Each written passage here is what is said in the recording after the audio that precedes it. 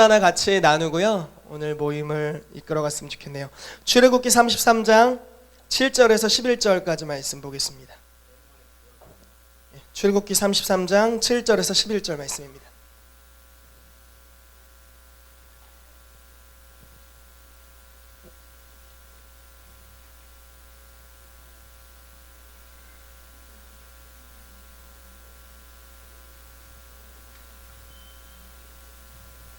출애굽기 33장 7절에서 11절 말씀 보겠습니다. 찾으셨으면 아멘 해주십시오. 아멘. 자, 33장 7절에 11절 교독할게요. 제가 먼저 한 절, 여러분들 한 절 읽겠습니다. 모세가 항상 장막을 취하여 진 밖에 쳐서 진과 멀리 떠나게 하고 회막이라 이름하니 여호와를 앙망하는 자는 다 진 바깥 회막으로 나아가며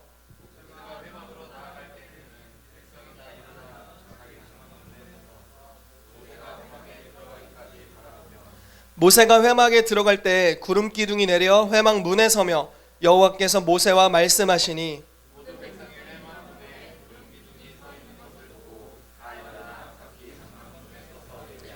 같이 읽겠습니다. 사람이 자기의 친구와 이야기함 같이 여호와께서는 모세와 대면하여 말씀하시며 모세는 진으로 돌아오나 눈의 아들 젊은 수종자 여호수아는 회막을 떠나지 아니하니라. 아멘. 아멘. 오늘은 특별히 하나님의 임재의 가치를 아는가라는 주제로 말씀을 나누고 싶습니다. 지난주에 말씀을 또 나눴지만 이번 주에 2016년도에 하나님께서 집중하길 원하시는 메시지를 주신다고 믿습니다. 특별히 그 메시지, 특별히 이번 시즌에 주님이 주길 원하시는 메시지는요, 하나님의 임재에 대한 가치, 그 임재를 얼마나 소중히 여길 수 있는가, 또 그 임재를 얼마나 갈망하고 추구할 수 있는가에 대한 주제인 것 같아요. 여러분, 하나님의 임재의 수준이 달라지면 여러분과 저의 삶의 수준이 달라집니다. 예를 들어 이런 거예요. 겨울에는 아무리 씨를 뿌려도 열매 맺지 않아요. 왜일까요? 추워서. 그렇지만 동일한 씨를 뿌리는데 봄에 뿌리면 열매를 맺습니다. 북쪽으로 갈수록 이게 잘 열매 맺기가 쉽지 않아요. 뿌리면 잘 안 걷어져요. 그렇지만 이 남반구로 올수록, 북반구로 갈수록 좀 그렇고, 남반구로 올수록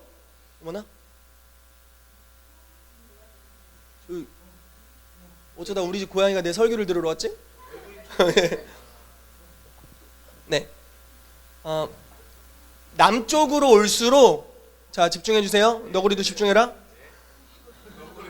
남쪽으로 올수록 말씀이 씨앗이 심기면 바로바로 열매 맺게 돼요. 심지어 저는 3호작 한다는 이야기도 들어봤어요. 그러니까 4번 심고 거두는 거예요. 한 땅에서. 놀라운 거죠. 어떤 차이가 있을까요?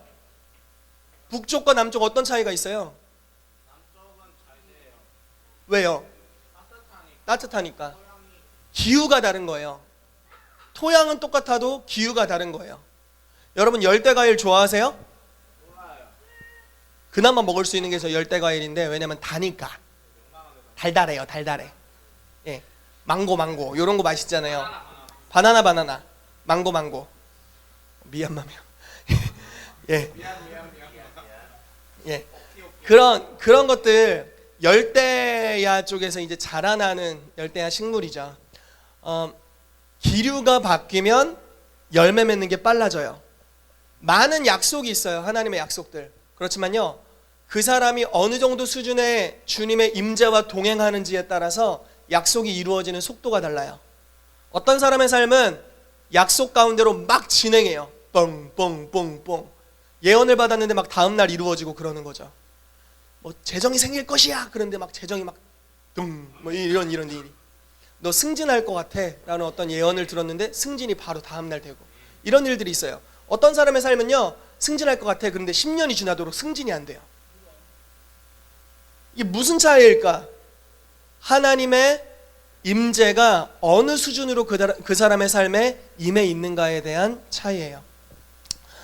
특별히 오늘 말씀은요, 모세가 어떤 정해진 예식이 아니라 자기가 하나님을 사랑하는 열정을 가지고 법으로 정해지지 않았지만 공간을 하나 구별해서 만들었어요.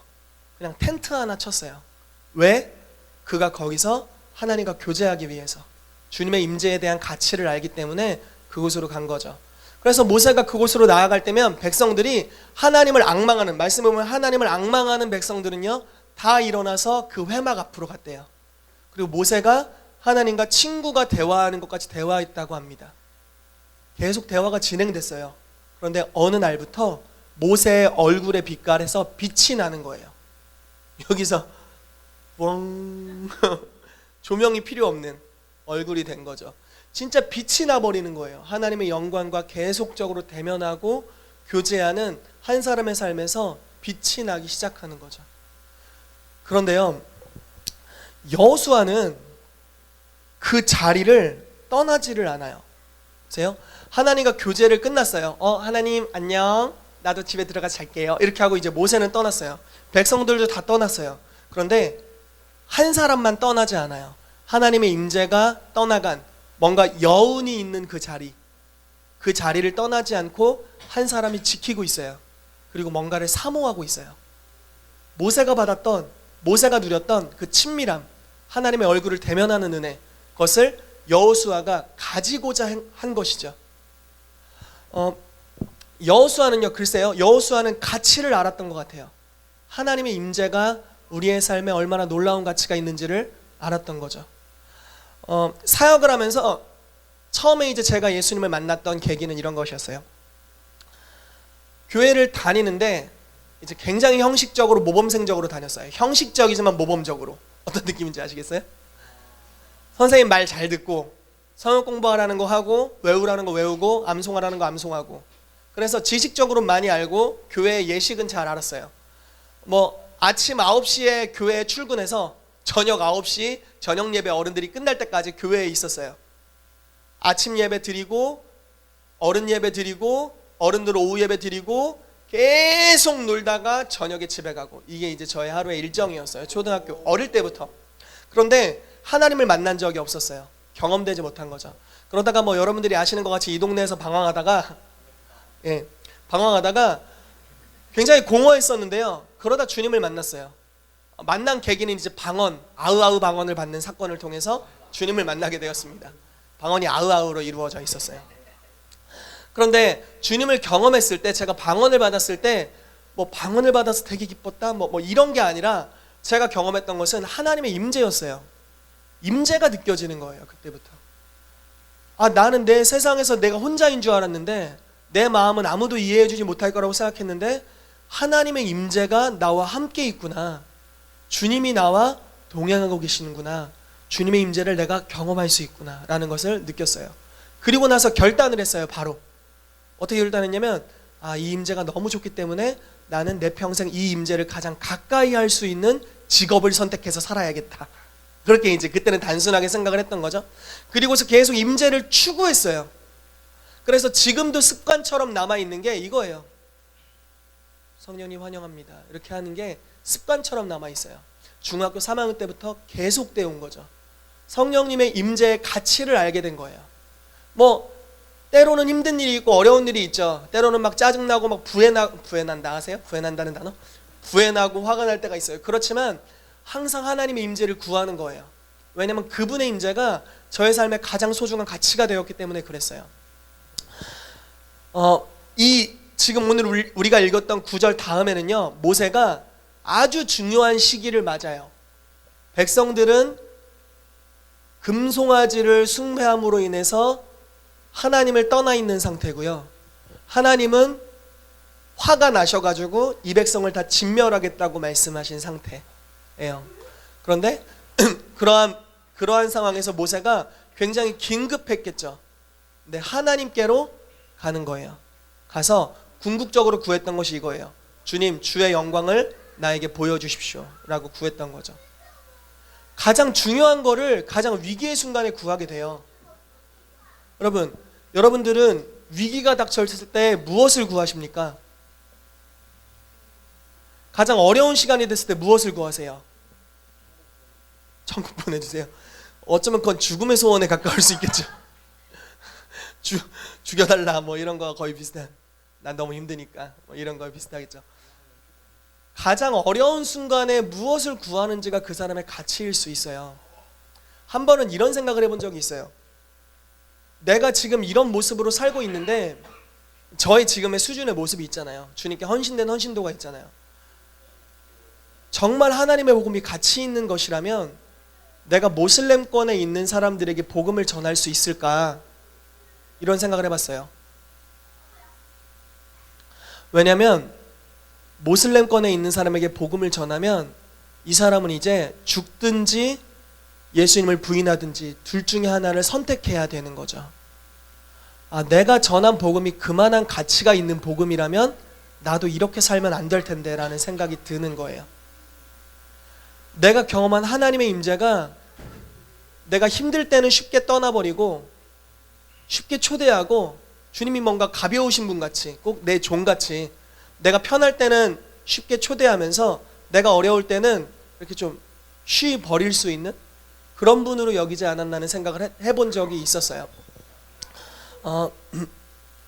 하나님의 임재의 가치를 알게 되기를 정말 축복합니다. 문 좀 닫아주시겠어요?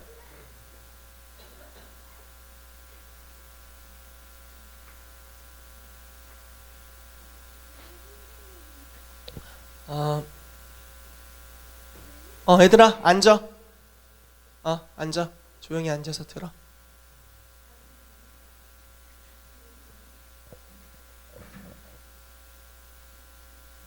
재원아, 시원아, 아니면 안으로 들어가. 자, 계속 말씀을 나눌게요. 다윗이 자기의 왕국을 건설했을 때요, 그 왕국에 대해서 글쎄요, 첫 시작은 굉장히 중요한 것을 하지 않았겠어요? 처음 시작했을 때 제일 먼저 했던 게 언약궤를 모신 거였어요. 임재를 모신 거예요. 임재로부터 시작하고 싶었어요. 예수님께서 사역을 행할 때요, 다른 거를 구하지 않아요. 팀을 먼저 만들거나 그러지 않았어요. 제일 먼저 했던 것은요, 요한에게 세례를 받으러 가셨어요. 왜? 성령의 임재를 구했어요. 제자들이 이제 예수님의 죽으심과 부활하심을 경험하고 복음의 증인이 될 것이라는 예언을 받았어요. 그리고 나서 가장 먼저 했던 것은 하나님의 임재를 기다렸어요. 왜냐하면 임재의 가치를 알았기 때문에, 주님의 임재가 임하면 다른 수준의 것이 일어날 것이기 때문에 그런 것이죠. 여러분, 이 첫 해의 시작 가운데 우리가 주님의 임재의 가치를 알게 되기를 정말 축복합니다. 여러분 이미 임재를 경험하고 있으시죠? 아멘. 너무나 잘 경험하는 줄 아십니다. 우리 이러면서 잘 봤잖아요. 그런데 이것뿐일까 싶은 거예요. 이 정도일까? 아니죠. 더 많은 것이 우리에게 남아 있어요. 정말 임재에 압도되는 것을 경험하고 싶어요. 하나님의 임재에 완전히 사로잡히는 것. 굉장히 제스처가 당혹스러운 제스처였는데, 하나님의 임재에 완전히 사로잡히고 싶어요. 정말 좀 이렇게 심하게 말해도 될까 모르겠는데요, 나 정신 없어지고 하나님의 정신이 여기 딱 박혀가지고 정말 내가 말하는데 막 내 말이 아니야, 막 주님 말씀이고, 내가 사는데 내가 아니고 주님이시고, 막 이런 거 있잖아요. 내가 걷는데 내 임재가 나타나는 게 아니라 하나님의 영광의 임재가 나타나고, 이런 것들을 정말 경험하고 싶은 거예요. 임재로 말미암는 삶을 살아가고 싶어요. 하나님께서 그러한 은혜를 우리 가운데 주셨으면 좋겠어요.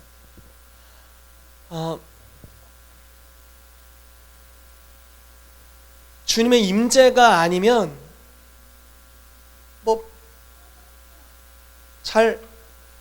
뭐가 없어요. 임재가 아니면 교회는 의미가 없어요. 하나님의 임재를 존중하지 않으면 교회는 의미가 없어요. 교회를 정의할 때 두세 사람이 내 이름으로 모인 곳에 그들 중에 함께 하시는 주님의 임재라고 정의할 수 있어요. 두세 사람이 모였다고 교회는 아니죠. 맞으시죠? 네 사람 다섯 사람이 모였다고 교회는 아니에요. 여기 몇몇 사람 모였다고 교회가 아니에요. 주님이 임하시면 그곳이 교회예요. 그것이 교회의 정의죠. 하나님의 임재로만 정의될 수 있는 공동체예요. 그렇기 때문에 신분이 미천하던, 많이 배웠던, 적게 배웠던 상관이 없는 거예요. 그분의 임재가 모든 것을 덮어버리기 때문에 그런 것이죠. 죄인이 왔던 의인이 왔던 상관없어요. 우리의 의의 수준은 전혀 관계할 것이 없어요. 왜냐하면 주님의 완전한 의의 임재가 왔기 때문에 그래요. 여러분, 큰 빛이 오면요, 그 빛 안에 모든 것들이 다 하얘져요. 이렇게 비유가 맞나? 지난번에도 한번 이런 적이 있는데, 이렇게 가까이 가면 눈에 뭐가 보일까요? 빛이 보이죠? 아, 너무 심하게 갔어요. 여기 만약에 엄청 강력한 조명이 있다고 생각해 보세요. 그 막 몸 뚫어. 그러면요, 색깔 안 보일 거예요. 이런 색깔 안 보일 거예요. 그냥 환한 빛만 보이겠죠. 주님의 임재가 그런 것 같아요. 우리 가운데 주님의 영광을 향한 열정이 임하게 되기를 정말 축복합니다. 다윗은요, 언약궤를 모셔오다가 실패했어요. 처음에 사람이 죽어나갔어요. 사람이 죽었다고 생각해 보세요. 사람이 죽었다고요. 주님의 임재를 모시다 사람이 죽었어요. 교회에서 예배드리다 사람이 죽었다고요. 언론에 안 났겠어요? 백성들이 수군거리지 않았겠어요?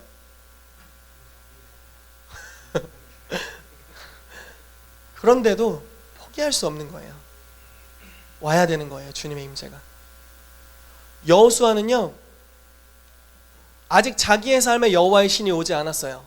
그리고 자기가 약속의 땅으로 백성들을 이끌어갈 것이라는 걸 알았어요. 계속 기다리는 거죠. 내가 가장 중요한 위치에 서기 전에 하나님의 영으로 말미암아 충만해지기를 기다리는 거예요. 우리 가운데 그러한 은혜가 올해 초부터 임했으면 좋겠습니다. 하나님의 임재에 사로잡히는 은혜, 주의 임재로 완전히 충만해지는 것들. 여러분 보세요. 우리 연약한 거 투성이에요. 정말 연약한 거 투성이에요. 저도 연약한 거 투성이에요. 뭐 여러분들은 저보다는 좀 나신 것 같아요. 할렐루야. 우리 연약한 거 투성이에요. 뭔가를 우리가 트집 잡기 시작하면요, 이게 한도 끝도 없어져요. 그쵸? 그런데요, 하나님의 영광과 임재가 임하면 모든 것이 질서정연해질 겁니다. 우리가 막 이런 생각, 우리 리더십끼리 모였을 때 이런 이야기를 계속해요. 어떻게 하면 모든 사람을 다 사역을 하게 할 수 있을까? 근데 책임감을 가지고 하게 할 수 있을까? 의무감으로 짐을 지워야 되나? 좀 율법적으로 가야 되나? 지각하지 말라고 계속 떠들어야 되나? 뭐 여러 가지 생각을 하는 거예요. 자연스럽게 이야기를 하는 거죠. 계속 무언가를 이야기를 하는 거예요. 근데 뭐 저도 잘 안 지켜주고, 막 여러분들 잘 안 지켜주고, 막 뭐 난리도 아니에요. 난리도 아니야. 진짜 난리도 아니에요.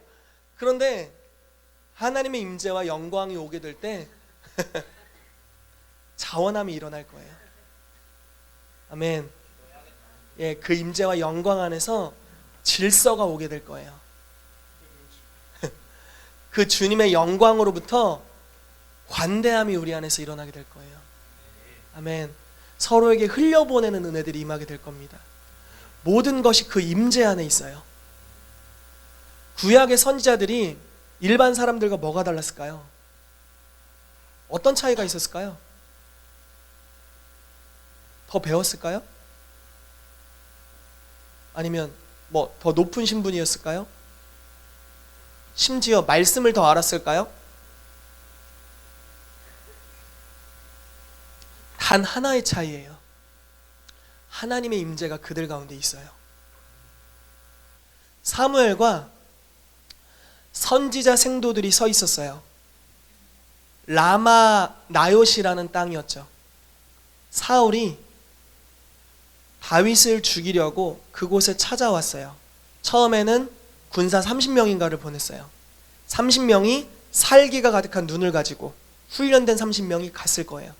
그런데 선지자 무리들이 하나님의 임재로 충만해 있는 그 현장으로 가니까요, 그들이 완전 변화돼요. 아무것도 하지 않았어요. 사무엘이 뭐 군사력이 뛰어난 것도 아니고요, 아무것도 뭐 뛰어난 게 없어요. 그 군사를 그냥 노인네예요. 노인네. 그런데요, 거기 위에 하나님의 임재가 있어요. 그러니까 그 땅에 들어가니까 변화가 일어납니다. 갑자기 군사들이, 여러분 이런 거, 살기가 등등, 살인의 영에 사로잡혀 있었는데 예언하기 시작해요. 그리고 변해서 새 사람이 됐어요. 여러분 가끔 그런 경험 있지 않으세요? 예배를 드리는데요, 예배 드릴 마음이 아니야. 오늘 나 상태 쉐샤, 오늘 마음 안 좋아. 막 파이트 한번 하고 왔어. 내 마음 안에서도 계속 부글부글해. 그런데 임재 안에 진입했어요. 예배가 진행되는데 어느 순간 헌신된 예배자가 되어 있는 모습. 왜 그럴까요? 임재가 우리를 새롭게 하는 거예요. 컨퍼런스를 섬기는데 힘든 일들이 있죠. 하면서 그래서 막 뒷자리에 막 심각하게 앉아가지고 막 머리를 막 이렇게 막 머리를 막 이렇게 하면서 책상에 앉아서 막 제 깨진 태블릿을 이렇게 보면서 태블릿이 깨졌어 막 이러고 막 뭐가 부딪혀 마음이 안 좋아 막 이러고 있는데 예배를 드리는데 임재가 밀려와요. 그러더니 마음이 왜 좋아졌지? 하면서 마음이 나는 기분이 나빠야 되는데 왜 좋아진 거야? 이러면서 마음이 좋아져 있어요. 하나님의 임재죠. 주님의 임재로부터 오는 거예요. 사무엘의 삶에 하나님의 임재가 있었어요. 그러니까 그가 달라요. 여러분, 사사들은 왜 일반인들과 달랐을까요? 사사기에 나오는 수많은 사사들은 그들에게는 여호와의 신이 임했기 때문에 그래요. 하나님의 영의 임재가 모든 것을 달라지게 했어요. 사울은요, 원래는 겸손한 사람이었죠. 우리 승호가 이제 키가 매번 자라고 있다고 아까 말씀하시는데 계속 자라게 되기를 축복합니다. 할렐루야. 무럭무럭 자라게 되기를 축복해요. 사울은요, 키가 이스라엘 사람들보다 머리가 하나 더 있었대요. 글쎄요, 그쪽 사람들은 머리 크기가 얼마나 할지 모르겠는데요, 뭐 제 스타일로 보자면 한 30cm 예, 다른 사람보다 약 30cm 정도가 더 컸다는 거예요. 월등히. 할렐루야. 너무 키가 컸죠. 우리 왕이 될 제목이라고 느껴졌는데 그 사람이 성품이 굉장히 겸손하고 소극적이었어요. 그래서 왕을 투표하는 투표에서 자기가 뽑히니까 숨어버렸어요. 무서워서. 그런 겸손함과 뭐라고 해야 될까요? 겸손함과 이렇게 좀 이렇게 예민하고 이렇게 소극적이고 이런 사람이었는데요. 할렐루야. 여호와의 신이 사울에게 임했습니다. 그리고 이스라엘 백성이 대적에게 침략을 당했다는 소식을 듣게 되었어요. 근데 이 사람이 완전히 바뀝니다. 소극적이고 겁 많았던 한 명의 청년이 갑자기 바뀌어요. 성령이 임하고 나서. 성령이 임하고서 크게 분노해요. 이거 참 독특한 특징인데요. 그래서 소를 하나 가져다가 12조각으로 쪼개요. 그리고 이스라엘 12지파에게 보냅니다. 하나님의 나라를 위해서 전쟁하러 참여하지 않는 족속은 이와 같이 쪼개버릴 거다라고 서신을 보내서 굉장한 분노였죠. 근데 이 당시에 사울이요, 왕국을 아직 통합한 상태가 아니었어요. 제가 무슨 왕이냐라고 비방하는 사람들이 있었던 그런 상태였어요. 그런데 여호와의 신이 임하고 나서 다른 군사적인 모습이 드러나게 되는 거죠. 그리고 사람들이 한 사람이 모이는 것 같이 모여들었대요. 왕국을 이끄는 리더십이 주의 영으로부터 오게 된 것입니다. 그리고 대적을 진멸하게 되죠. 하나님의 신이 모든 것을 바꿀 거예요. 기드온은요, 어떤 사람이었냐면 포도즙 틀에 숨어가지고 밀을 타작하고 있었어요. 밀을 타작하려면 어디서 해야 돼요? 밭에서 자른 다음에 거기서 바로 하거나 뭐 창고에다 하거나 이렇게 해야 되잖아요. 그런데 숨어 있었어요. 왜냐면 그 당시 미디안이라는 족속이 추수 때만 되면 쳐들어와가지고 모든 수확물을 가져갔거든요. 숨어 있었어요. 물론 가족을 향한 사랑은 있었겠죠. 그러니까 숨어서라도 타작해서 가족을 봉양하려고 한 겁니다. 그런데요, 겁쟁이였어요. 천사가 나타나서 이렇게 말합니다. 큰 용사여, 여호와께서 너와 함께 계시도다. 큰 용사랑 어울리는 장면이에요. 여기서 이런 거 있잖아요. 눈치 보면서 꼭 우리 봉그리 같네. 눈치 싹싹싹 보면서 밀을 이렇게 타작하고 있는 그 모습에 천사가 갑자기 빛을 푸앙 이러면서 나타나가지고 큰 용사여, 여호와께서 너와 함께 계시도다 라고 말을 했어요.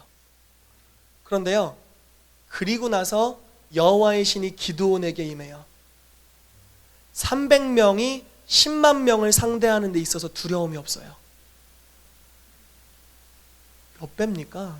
계산이 안 되네요. 모든 것이 하나님의 신으로 말미암아 가능했던 거죠. 여러분, 예수 그리스도는요, 여러분의 의로움이 되십니다. 아멘. 여러분의 거룩함이 되세요. 여러분의 평강이 되세요.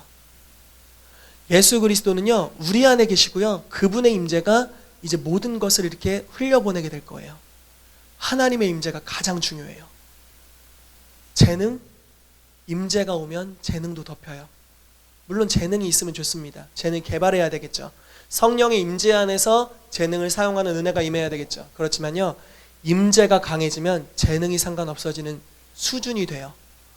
제가 기대하고 바라는 것은 주님의 영광이 너무나 가득해서 우리의 재능, 우리의 죄의 정도와 상관없이 하나님의 영광이 가득히 드러나는 상태를 정말 구해요. 라마 나옳 같은 그러한 공동체가 됐으면 좋겠어요. 살기등등한 자가 오든 나라를 주관하는 악령의 귀신이 들린 왕이 오든지 상관없이 단번에 변화시킬 수 있는 주의 임재. 사울이 살인의 영으로 가득한 채 다윗을 죽이러 오죠. 이것은 다음 세대를 죽이려는 악한 영의 역사였고요. 이것은 왕국을 관할하는 영의 역사, 악한 영의 역사예요. 그런데 라마 나옳에 왔을 그때 그 영이 저절로 축사가 일어나요. 사울이 다시 한번 성령으로 뒤덮여지고요, 예언하기 시작해요. 그때 벌거벗었다고 하거든요. 자기의 모든 무장을 벗게 돼요. 새 사람이 될 수 있는 다시 한 번의 기회가 오게 된 것이죠. 물론 그가 계속적으로 악한 길을 택했습니다. 하나님의 임재가 계속적으로 풀어지게 됐으면 좋겠어요. 그 임재를 향한 가치를 알게 되기를 원해요. 이번에 우리가 HIM 컨퍼런스에서 만난 분들은 다 부흥을 사모하는 분들이셨어요. 그리고 하나님의 임재에 목숨을 걸었어요. 루인글은 이러면서 금식하면서 목숨 걸었고요. 그분을 만나면 그분에게 임파테이션을 받으면 먹고 싶은 욕구가 사라졌던 수많은 사람들이, 직접적으로 안수를 받지 않아서 그런지 아직도 저는 아무튼 그런 하나님의 임재를 사모하는 사람들이 모여 있었어요. 굉장히 좋은 경험이었습니다. 토론토 블레싱이 일어났을 때 토론토 공항교회라는 교회에서 캐나다에서 부흥이 일어났는데요, 1994년부터 2006년도까지 12년간 매일마다 그곳에서 부흥 집회가 있었대요. 매일마다 부흥회를 한 거예요. 그리고 약 12년간 1000만여 명의 사람들이 그 장소를 다녀갔어요. 그리고 다녀간 사람들이 다 부흥을 경험하게 되었어요. 근데 그곳에서 일어났던 특징이 여기서 못 들은 분들이 있어서 한 두 가지만 설명을 드리겠습니다. 하나님의 임재가 너무나 강력하게 임했는데요, 예상하지 못한 일들이 일어나는 거예요. 그냥 성령이 인격적으로 화난 표정으로 사람들을 웃게 하는 정도로만 임하시면 좋겠는데 예상치 못한 일이 벌어지는 거예요. 하루는 성령께서 모임 가운데 임하셨는데 어느 한 오케스트라 반주자인가요? 그 사람이 이렇게 이제 집회가 끝나고 은혜 받은 마음으로 호텔로 가고 있었대요. 맞는 것 같아요. 호텔로 가고 있었대요. 그런데 사람들이 계속 다가오면서 뭐 도와드릴 거 없습니까? 계속 물어보는 거예요. 그래서 저 괜찮아요. 도와주시지 않으셔도 돼요. 이렇게 했어요. 그런데 또 지나가는데 또 주변에 사람이 다가오더니 도와드릴 거 없냐고 심각한 표정으로 또 그러는 거예요. 그래서 저 괜찮은데요? 도와드릴 거 없어요? 이렇게 하고 이제 보냈어요. 한 10명 정도가 계속 그러는 거예요. 호텔로 가는데. 그래서 도와줄 거 없다고요! 이렇게 나중에 신경질을 낸 거죠. 그리고 나서 거울을 쳐다봤는데 자기가 집회 장소에서 호텔까지 무릎으로 걷고 있었대요. 자기가 왜 그랬는지 자기도 몰라요. 성령에 취해 있었어요. 그리고 호텔에 들어갔는데요, 호텔에 성령님이 임하신 거예요. 그래가지고 호텔 복도에 모든 사람이 다 누워 있어요. 사람이 쌓여 있었대요. 그리고 한 사람이 성령의 감동을 따라 뒤로 달리고 있었대요. 그 장면이 말도 안 되는 장면이죠. 그리고 그 교회에서 집회를 하는데 성령이 강력하게 임하셨는데 전혀 안 그럴 것 같은 분이 어느 교단의 총회장님의 사모님이었는데요, 갑자기 앉아있는 상태로 공중부양하더니 새 좌석을 앞질러 가서 강대상까지 갔었나요? 뻥 쳐가지고 이렇게 갔대요. 근데 그게 그 교회에서 다반사로 일어난 거예요. 부서진 의자가 몇 개냐 했더니 400개가 부서졌대요. 계속 이렇게 떴다가 앉다가 해가지고 좀 이렇게 좀 있으신 분들이 이제 의자를 부순 거죠. 성령께서 임하실 때 여러 현상들이 일어난 거예요.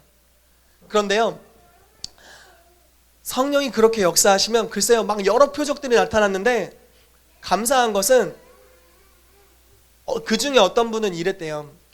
왜 그렇게 웃으셨어요 했더니 하나님의 임재가 임했는데 자기를 간지럼피는 것 같이 느꼈대요. 그리고 자기를 이렇게 던져주신다고 느꼈대요.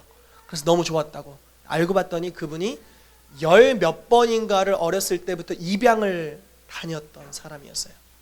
한 번도 본인의 육적인 아버지나 양부에게 사랑한다는 표현 받아본 적 없고, 간지럼 피워본 적 없고, 안음을 당한 적이 없었던 그런 사람이었던 거죠. 그런데 단 한순간에 하나님의 임재의 터치로 말미암아서 그 사람이 치유된 거예요. 의학 박사도 어쩔 수 없었던, 정신과 의사도 어찌할 수 없는, 아무리 약을 먹여도 아무리 화학적인 작용을 해도 치료할 수 없는 것들이 한순간에 주의 임재로 말미암아 이루어지는 것입니다. 주님의 영광이 오면 아무리 끊으려고 노력해도 끊어지지 않던 죄들이 그냥 끊어지게 되는 거예요. 여러 중독들, 가정의 문제들 한순간에 끝나는 거예요. 왜냐하면 하나님의 임재로부터 모든 것이 오기 때문에 그렇습니다. 아멘. 여러분, 올해의 시작을 높은 수준의 임재에서 출발하게 되기를 축복합니다. 하나님의 임재를 갈망하게 되시기를 축복해요. 항상 하나님의 임재와 영광은 어디로 오게 되냐면요, 그 임재를 갈망하는 자들에게 오게 돼요. 시편 말씀에 내가 여호와를 기다리고 기다렸더니라는 말씀이 있어요. 기다리다라는 이 말씀의 뜻은 이런 뜻입니다. 사냥꾼이 사냥감이 지나가기를 기다리는 그 기다림의 자세예요. 이게 여호와를 기다린다는 표현의 그 기다림의 원어적인 표현입니다. 어떻게 기다릴까요? 사냥감이 지나갈 때. 우리 봉글이나 너구리를 보면 얼굴을 반쯤 감춘 채로 싹 이렇게 나오더라고요. 집중력 있잖아요. 임재가 지나갔는데 모를 수가 없는 거예요. 이렇게 기다린 자는요, 임재가 올 때 이걸 붙잡아요. 사로잡힌다고요. 주님의 임재가 살짝 지나가는 것 같으면 그걸 캐치해낼 줄 알아요. 그리고 그 임재를 간구하고 구하는 거예요. 여호수아는요, 임재가 떠난 자리에도 있었어요. 다윗은요, 왕국의 초기에 하나님의 영광의 임재를 사모하고 구했어요. 6걸음에 한 번씩 제사 드렸고 비천하게 보일 정도로 춤췄어요. 사모했던 거죠. 사도들도, 12사도들도 하나님의 임재를 구함으로 시작했어요. 성령이 언제 임하실지 몰라요. 그런데 오신다고 했죠. 그냥 기도하는 거예요. 그날이 하루가 될지 이틀이 될지 열일이 될지 50일이 될지 몰랐던 거예요. 그런데 열흘 만에 성령께서 임하셨죠. 그냥 구하는 거예요. 계속 기다린 거예요. 계속 갈망한 거예요. 그러다가 사냥꾼이 기다림같이 기다리니까 하나님의 임재의 순간이 올 때 그것을 붙잡는 거예요. 얼마나 놀라운 은총입니까? 빌 존슨 목사님의 간증을 하나 하고서 오늘 모임을 이제 마쳤으면 좋겠습니다. 빌 존슨 목사님이 90년도 초반에 비냐드 부흥이 있었을 때 부흥을 경험했대요. 주님의 능력을 경험했어요. 하나님의 능력이 한번 그를 휩쓸고 지나갔답니다. 그리고 나서 그의 삶에 표적과 기사가 나타나기 시작했어요. 교회에서 치유가 강력하게 일어나고요, 예언사역들이 강력하게 일어나고 성령으로 말미암는 변화들이 막 일어나기 시작했어요. 그런데 이제 사람들이 뭔가 이상한 표적들이 나타나니까 두려워하고 떠나기 시작한 거예요.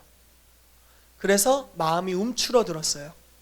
그래서 이 임재를 존중하지 못하고 사람들의 시선을 두려워해서 이렇게 약간씩 거절하기 시작했대요.